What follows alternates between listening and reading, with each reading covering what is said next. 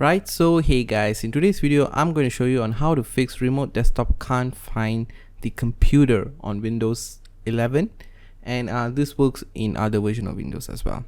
So what you're going to do is you're going to go into the settings. So here you're going to right click on your start button and click on settings.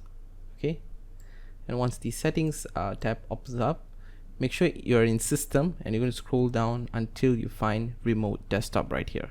Click on that, and you can see here remote desktop. Make sure it's on the on position. Okay, and it will give you a prompt. Just say confirm, and you can see your PC name will be displayed here. And basically that's the fix for it, guys.